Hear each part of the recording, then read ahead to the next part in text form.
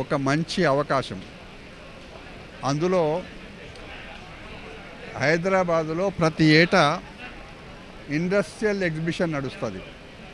కానీ మొదటిసారి వ్యవసాయ ఉత్పత్తుల ఎగ్జిబిషన్ ఈరోజు ఇక్కడ పెట్టిండ్రు భారీగా. ఇది 4 రోజుల పాటు జరుగుతుంది.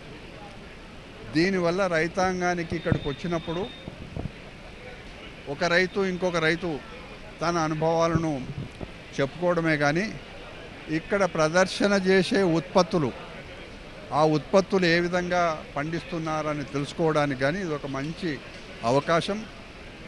రాష్ట్ర ప్రభుత్వం ముఖ్యమంత్రి గారిని ఈ అసోసియేషన్ మెంబర్స్ అంతా పోయి కలిసినప్పుడు వారు భరోసా ఇచ్చినారు.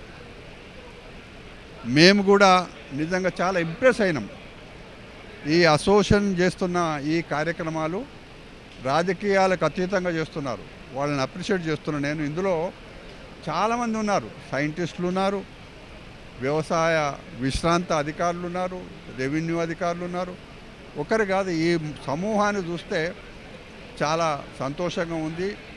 ఇది అయిన తర్వాత ఒక్కసారి మేము అందరం మాట్లాడుకొని ఏ విధంగా గ్రామాలకు వెళ్ళాలి, ఏ విధంగా గ్రామాలలో రైతాంగాన్ని చైతన్యం చేసి వాళ్ళ వ్యవసాయం లాభసాటిగా ఎట్లా రావాలి, ప్రభుత్వాలు అందించే సహకారం ఏ విధంగా అందాలి అనే దానికి ఇట్లాంటి అసోసియేషన్లు చాలా పనిచేస్తాయనేది మా విశ్వాసం.